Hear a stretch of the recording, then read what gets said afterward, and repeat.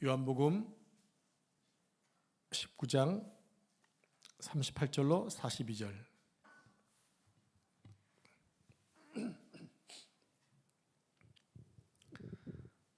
한 절씩 말씀을 교독합니다. 아리마대 사람 요셉은 요셉의 제자이나 유대인이 두려워 그것을 숨기더니 이 일 후에 빌라도에게 예수의 시체를 가져가기를 구하매 빌라도가 허락하는자 이에 가서 예수의 시체를 가져가니라. 일찍이 예수께 밤에 찾아왔던 니고데모도 원력과 침향 섞은 것을 100리트라쯤 가지고 온지라.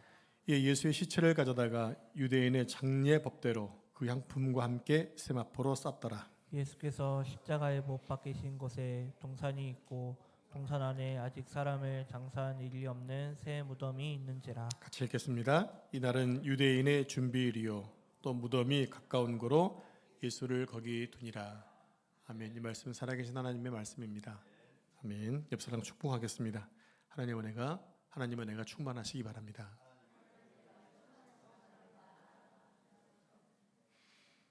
우리 청년들 차장찬 인도 잘해 주셨죠? 청년들 보면 소망이 있습니다. 얼마 전에 신방을 갔는데 청년들이 이 배우자를 찾기 위해서 사랑의 교회를 간대요.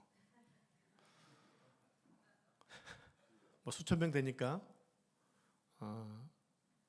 미안합니다. 우리 교회 수천 명이 안 돼서 그래도 하나님 받은 적당한 짝을 맞춰주실 줄로 믿습니다. 이렇게 열정적인 이렇게 열심히 사는 청년들을 하나님이 예뻐하지 않으실까요? 네. 자, 오늘 예수님께서 운명하셨습니다. 운명하시자 어떤 일이 생겨나게 되냐면 믿음의 사람들이 일어나기 시작을 합니다. 누가복음에서는 예수님이 운명하시자 그 사형을 집행했던 백부장이 이렇게 고백하죠. 이는 진실로 하나님의 아들이었도다. 하나님을 알지 못했던 백부장이었는데 그가 매달아 죽인 예수를 보고 뭐라고 고백하느냐. 이는 진실로 하나님의 아들이었다고 고백을 해요. 그 사람 이후에 오늘 아리마대 요셉과 또 니고데모가 자신의 신앙을 고백하는 장면으로 제자가 되는 모습을 보여주고 있습니다. 이들은 그동안 유대인들이 두려워서 신앙을 드러내지 못했던 즉 숨어있는 제자들이었습니다. 그런데 예수님의 고난과 죽음을 보고 나서 그들 안에 뭔가 큰 변화가 일어났습니다. 여러분, 예수님 만난 이후에 뭔가 큰 변화가 있으셨죠? 대답할 기회를 드리겠습니다. 여러분, 예수님을 만나고 난 이후에 뭔가 모르게 여러분 10년 가운 삶 가운데 변화가 있으셨죠? 그래서 우리가 하나님의 자녀가 된 것입니다. 아무런 감동도 없고 아무런 느낌도 없는데 여러분 이 자리에 와 있을 리가 없어요. 그런데 뭔가 예수님 만나자 내 속에 변화가 일어나기 시작을 했고 오늘 이 시간에 주님 전에 달려나올 수밖에 만든 어떤 원동력이 우리 속에 생겨났다고 하는 거예요. 변화입니다. 변화. 예수님 만나면 변화가 생겨납니다. 그 변화는 우리에게 생명을 주고 소망을 주는 변화로 바뀌어지게 됩니다. 예수님의 고난과 죽음을 보고 나서 그들 속에 일어나는 어떤 큰 변화는 유대인들이 더 이상 두렵지 않은 거예요. 그들은 기득권자였습니다. 공회원은요 이스라엘의 산헤드린 공회라고 71명의 위원들이 있거든요. 72명인가? 72명인가 본데요. 제가 갑자기 좀 헷갈렸어요. 이 사람들은 최고 기관에 있는 사람들입니다. 그러면 거기에는 명예뿐만 아니라 권세와 부귀영화가 함께 주어졌던 사람들입니다. 그게 기득권이라는 거예요. 그것을 잃어버리지 않으려고 그것을 지키려고 그동안 예수님으로 고백하지 못했던 사람들이 예수님의 죽음과 부활, 예수님의 고난과 죽음을 경험한 이후에 그들 속에 더 이상 기득권이 중요한 게 아니라 믿음이 중요하다는 사실을 드러낸 거예요. 어떻게 보면 세상 말로 쪽박 찰 수 있는 상황입니다. 왜요? 예수님은 어떤 자로 죽었습니까? 로마의 반역자로 죽었습니다. 그런데 믿음 있는 사람들은 그분을 하나님의 아들로 믿는 것이고 구원자로 믿는 것이고 메시아로 믿는 거예요. 그렇지 않은 사람들은 반역자가 죽었다라고 얘기할 수 있었겠지만 예수님 믿는 믿음이 있는 사람들은 그분은 아예 구원자라고 고백할 수 있게 됐다는 얘기죠. 그래서 주님이라고 부르게 되는 거예요. 주님이라고. 진정한 신앙과 신념은 불이익을 감수하고 밝히 드러낼 때 온전해진다는 거죠. 아리마대 요셉과 니고데모의 신앙을 통해서 우리의 큰 도전이 되었으면 좋겠습니다. 아리마대 요셉은 예수님이 십자가에 달리시기까지는 숨어 있었던 예수님의 제자였습니다. 오늘 성경이 그가 예수님의 제자였다고 밝히고 있어요. 그는 존경받는 공회원이었다고 밝히고 있습니다. 그리고 하나님의 나라를 기다리는 자였다고 말하고 있습니다. 우리 함께 누가복음 23장 50절 51절 말씀 화면 보시고 한 절씩 교독합니다. 공회의원으로 선하고 의로운 요셉이라는 사람이 있으니 그들의 결의와 행사에 찬성하지 아니한 자라. 그는 유대인의 동네 아리마대 사람이요 하나님의 나라를 기다리는 자라. 요셉은 마음으로는 예수님의 가르침을 받고 예수님을 믿는 제자였지만 유대인들이 두려워서 예수님의 제자임을 드러내지 못하고 있었습니다.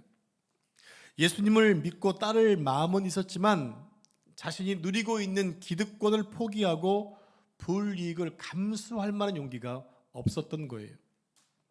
그랬던 요셉이 총독 빌라도에게 예수님의 시체를 달라고 요구한 것은 그에게 아주 중대한 변화가 있었음을 암시하고 있습니다.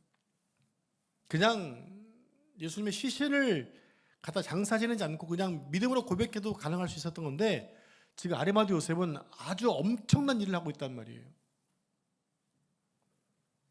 아무리 요셉이 총독 빌라도와 친분 관계가 있었다 하더라도 예수님의 시신을 달라고 하는 것은 매우 조심스러운 일입니다.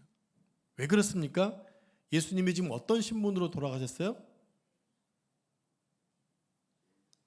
막연하게 재인하게 되면 잘 모르잖아요. 좀 수준 있게. 네? 아까 제가 반역자라 말씀드렸잖아요. 로마인들에게 십자가에 다는 것은 일반 사람 살인자 매다는 게 아니고요. 그날에게 반역하는 자를 매단다고요. 그래서 예수님의 제 항목이 뭐였어요? 예수님의 제목이 뭐였냐고요? 살인자가 아니라 뭐였어요? 유대인의 왕이었단 말이에요. 유대인의 왕이라는 얘기 뭡니까? 가이사 외에 다른 왕이었다고 하는 것을, 즉 노바 황제에게 대항한 죄였다는 얘기죠. 그러면 쉽게 얘기하면 그게 뭐가 이거예요? 역적인 거잖아요. 역적. 역적은 3대를 멸하고 구족을 멸하나요? 구족이에요? 3족이에요? 땡큐. 3족을 멸한답니다. 아마 중3이니까 정확한 정보일 것 같아요. 네, 3족을 멸합니다. 그러면 그 역적인 자의 시신을 내가 갖다 장사 잘해주면 나도 역적이 될 수 있는 가능성을 보여주는 거예요. 오해를 살 수 있는 거예요. 지금 빌라도에게 가서 예수님 시신을 수습했던 아리마대 요셉이 그런 상황에 처했다는 얘기입니다.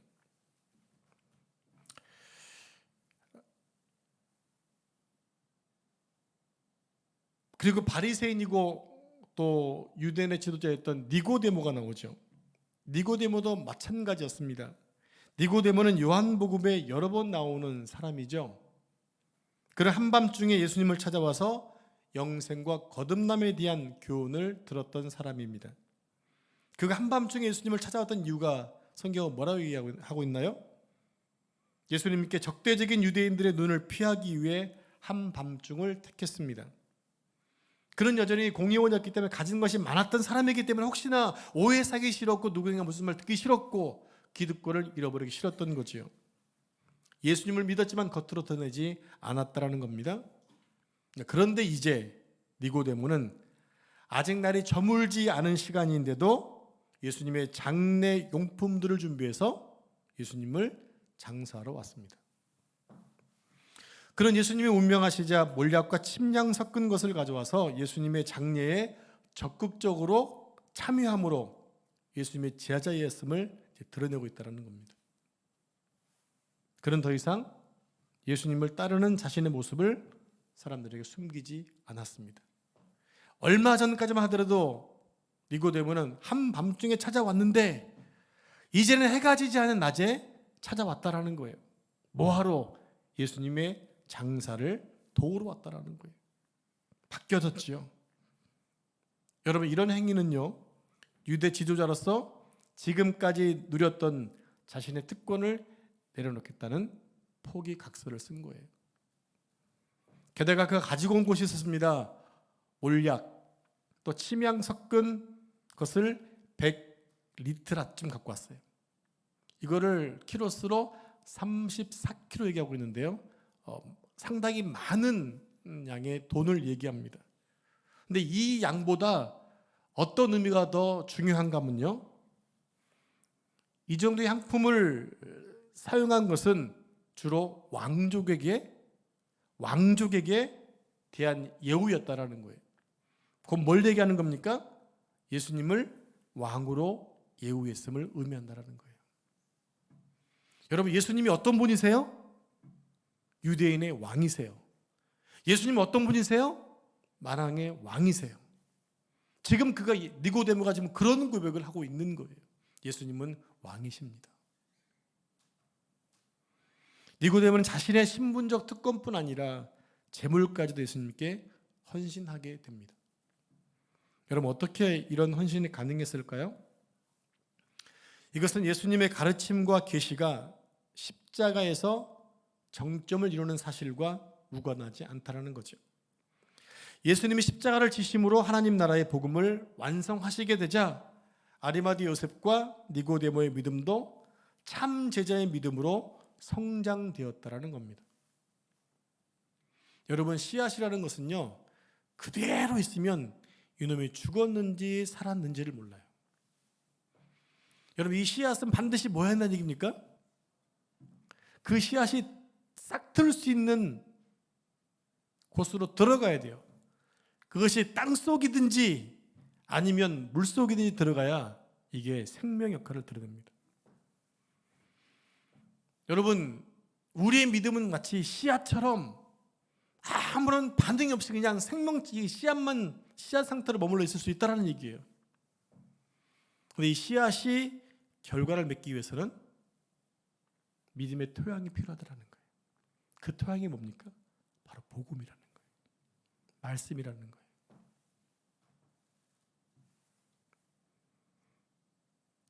예수님이 십자가 상황에서 당신이 하나님의 아들이시고 인류의 죄를 대속하시고 돌아가신 주님인 사실이 드러나게 되자 니고데모와 아리마다 사람 요셉에 있었던 그 믿음이 싹을 트기 시작을 합니다. 그러면서 나는 이제 예수님의 제자입니다라고 과감히 얘기했던 거예요. 그들은 예수님이 말씀하신 대로 하늘의 밀이 땅에 떨어져 열매를 맺었다는 것이죠. 열매였다라고 하는 거예요. 예수님이 높이 들리시고 죽음으로 생명을 얻은 양들이 되었습니다. 예수님의 죽음으로 생명을 얻은 자들이 되었다는 겁니다. 예수님의 십자가는 숨어있던 제자들, 유대인들이 두려워서 예수님에 대한 믿음을 감히 고백하지 못하던 제자들을 변화시키는 하나님의 능력이 되었다고 하는 거예요. 예수님이 우리를 위해 자신을 내어주신 십자가가 사람을 변화시키는 능력이라는 것입니다. 여러분, 십자가는 능력입니다. 십자가는 지금 우리를 하나님 백성으로 삼아놓은 능력이에요. 여러분, 우리는 지금 이 대한민국이라는 나라는 참 좋은 나라예요. 크기도 얼마 안 되는데 이 자그마한 나라에 우리나라 인구가 1억만 되면 뭐 훨씬 더 이렇게 성장될 수 있다는 얘기 하는데 인원이 다 5천 명에 머물러 있어가지고 좀 성장의 한계가 있다고 얘기하더라고요. 경제학자 얘기 들어보면. 그래서 보통 나라가 이렇게 성장하려면 1억 명은 된다 하더라고요. 인원이. 누가 그래요? 대한민국은 사람이 능력이다. 우리는 사람밖에 없다. 뭐 지하 자원이 있습니까? 천연 자원이 있습니까? 사람밖에 없어요. 그런데 이 대한민국은 이 자그만 나라이지만 여러분, 세계 10위 경제 10위라는 거 쉬운 일 아니잖아요.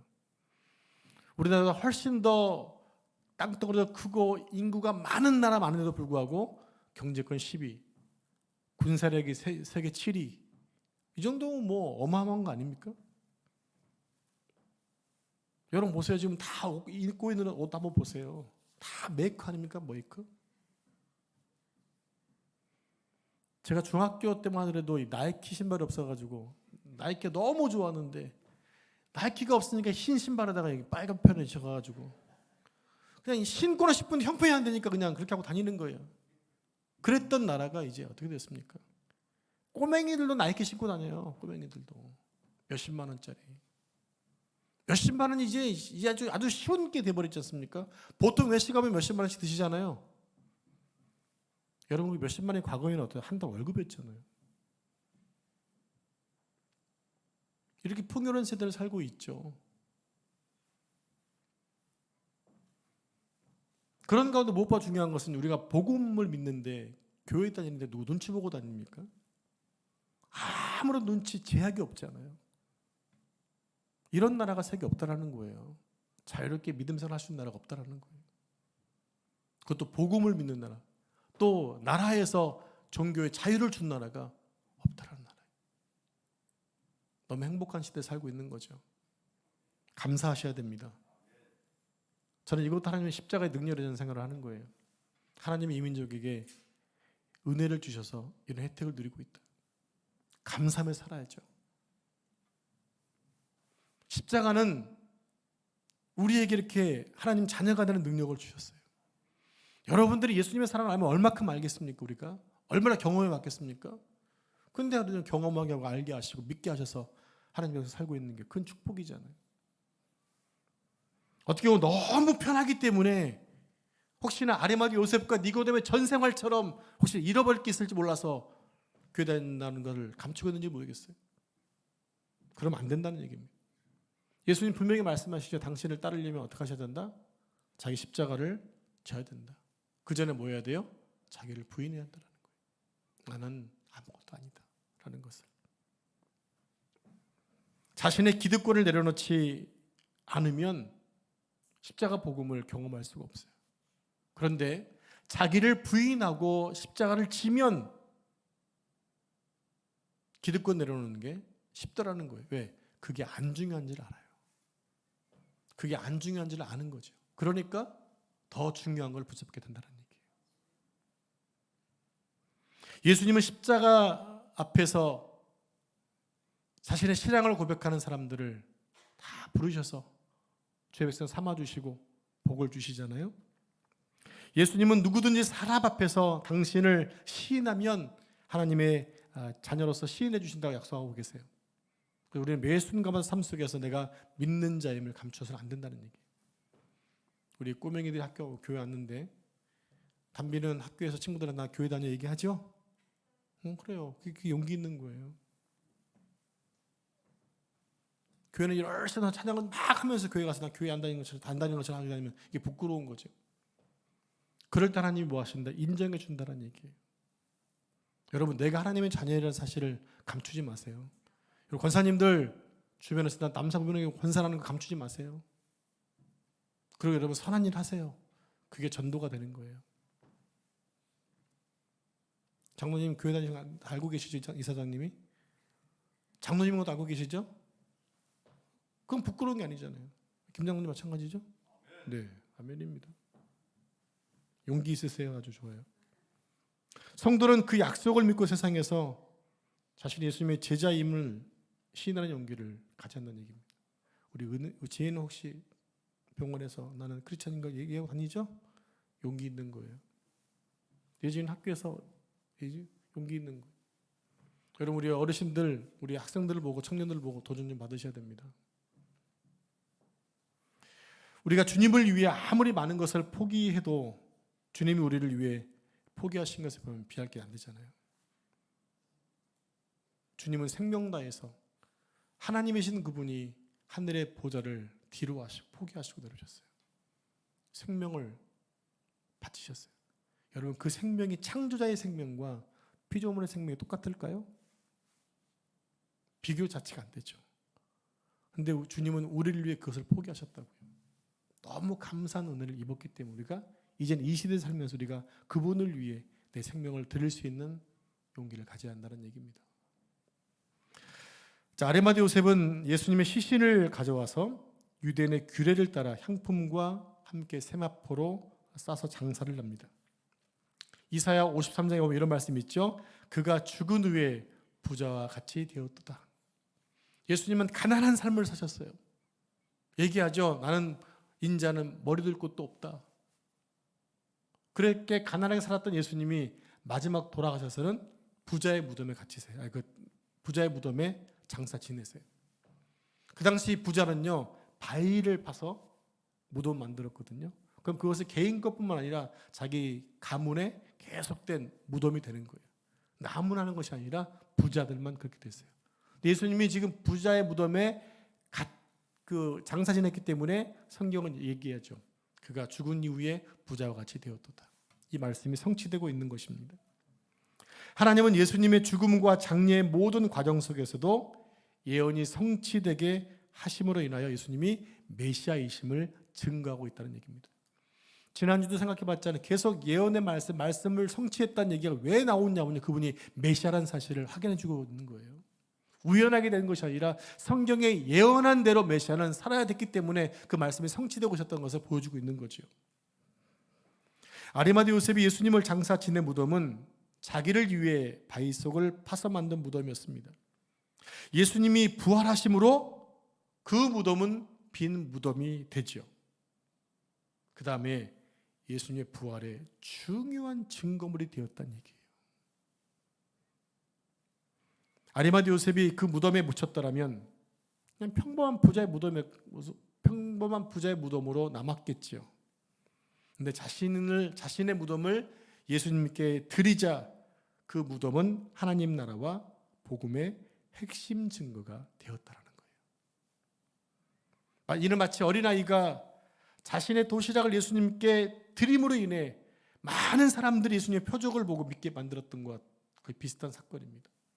자기 혼자 먹었으면 자기 배만 불렀겠지만 작은 도시락 예수님께 드리니까 5천 명이 먹고도 12배가 남는 그 놀라운 축복이 나타났는데 그 꼬마의 헌신을 통해 메시아의 능력이 나타나게 되었고 하나님의 영광을 받으시더라는 거예요. 여러분, 내가 가지고 있으면 내 것이 되지만 내가 내놓으면 뭐가 됩니까? 영광의 도구가 된다는 거예요. 모세가 하나님께 부름받은 다음에 그 지팡이 가지고 양을 쳤던 지팡이지만 그가 하나님의 손에 붙들려서 애굽에 파송될 때 성경은 분명히 얘기해요. 저가 하나님의 지팡이를 손에 잡았더라. 얼마 전까지는 내 지팡이였는데 하나님이 쓰시니까 하나님의 지팡이가 되고 그 지팡이는 뭐 어떤 일을 합니까?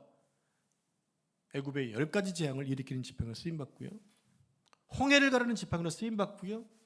반석에서 물이 나오는 지팡이로 쓰임받게 되더라는 얘기예요. 하나님께 드릴 때 그런 역사가 나타난다는 겁니다. 여러분도 여러분의 것을, 여러분의 인생을, 여러분의 것을 드리면 하나님의 것으로 쓰여질 줄로 믿습니다. 영광스러운 거죠. 이와 같이 성도가 믿음으로 하나님 앞에 자신을 드려 헌신할 때 하나님의 영광을 드러내는 도구로 쓰여질 수 있다는 겁니다. 이제 말씀을 맺겠습니다. 성도들 중에는 직장이나 또 사회에서 자신이 예수님을 믿는 자임을 자신 있게 드러내지 못한 사람들이 의외로 많이 있습니다. 왜냐하면 행동하기가 부담스러운 거죠.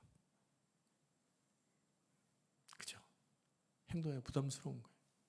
내가 잘 살면 아무런 문제가 안 되는, 혹시나 좋은 면을 생각할 때는 나 때문에 영광 가릴까 봐라는 그런 죄송한 마음도 있겠지만 또 하나는 내가 손해볼 게 많을 것 같으니까 얘기를 못하는 거예요. 여기에 중요한 것은 내 행동이 중요한가 예수님의 생각이 중요한가라는 거죠. 예수님은 이런 행동에 대해서 뭐라고 말씀하시는가? 세상과 하나님 사이에서 머뭇머뭇하는 것을 기뻐하지 않으신다라는 거예요. 엘리야 당시 하나님을 섬겼던 유대인들이 바알을 섬기고 하나님을 섬겼잖아요. 가운데서 어느 한쪽에 서지 않고 가운데서 머뭇머뭇거렸어요. 그런데 엘리야가 그런 말을 해요. 너희는 언제까지 사이에서 머뭇머뭇하겠느냐. 여호와를 택하든지 바알을 택하든지 해라. 엘리야가 불을 내리기 전까지 백성들은 여전히 가운데 있었어요. 가운데. 나중에 물론 하나님이 불을 내리시자 하나님 편에 서게 되죠. 여러분, 예수님이 부활하신 다음에 그 부활의 소식들이 분명히 당신의 부활을 제자들에게 보여주었는데 그때 도마가 없었잖아요. 나중에 도마가 왔을 때 제자들이 예수님 너 언제 갔다 왔어? 예수님 만났는데 예수님 부활하셨는데 에이 말도 안 되는 소리 하지 마. 어떻게 예수님이 나타나셔가지고 손도 보여주시고 옆구리 보여주면서 이렇게 말씀하시잖아요. 보지 않고 믿는 자가 더 복되다. 여러분 가운데서 머뭇거렸을 때 그때 사람들이 나는 하나님께 갔으면 얼마나 좀 덜 쪽팔렸겠어요. 여러분 우리가 지금 무엇을 보고 믿는 거 아니잖아요. 그죠? 다만 믿는 것은 성경 보고 믿는 거예요. 그 믿음이 복이 있다라고 하는 거죠. 여러분 그 믿음 속에 흔들리지 않기를 바랍니다. 여러분 더 이상 중간에서 머뭇거리는 것이 아니라 확실하게 주의 편이 되시기 바랍니다. 확실하게. 여러분 믿음에는 회색 지대가 없어요. 회색 지대가 없다고요. 기면 기고 아니면 아닌 거예요. 여러분들은 언제나 늘 긴 쪽으로 있어야 되죠. 늘 진실 쪽에, 늘 진리 쪽에, 늘 생명 쪽에 여러분들 서 있어야 한다는 얘기입니다. 그래야 내가 어느 자리에 있든지 간에 예수님을 자랑할 수 있고 십자가를 전할 수 있고 주의 이름을 전할 수가 있는 거예요. 지금 이 시대 주님 우리에게 이 좋은 나라에서 어떻게 살기 원하시는가? 하나님 물질 주신 이유가 있겠죠. 건강 주신 이유가 있겠죠. 내가 누리는 복을 누리지만 그보다 그 일을 통해서 이 복음이 증거되기를 원하신다는 거예요. 우리가 그 일을 감당하면 더 큰 축복이 될 것이죠. 그래서 그것을 못 누린다면 어느 순간 그것은 나한테 점점 사라져갈 거예요. 성도 여러분, 우리가 예수님을 따르고자 한다면 분명한 태도가 필요합니다. 세상이나 사람들의 눈초리 때문에 영적 신분을 적당히 숨기면서 살아간다면 성도로서 세상에 아무런 영향력을 끼치지 못할 거예요. 예수님은 우리의 전적 헌신을 받기에 합당하신 분이기 때문에 여러분도 앞으로 그렇게 살아오셨지만 앞으로 남은 생애 동안에 전적으로 주께 헌신할 수 있는 여러분 삶 되기를 축복합니다.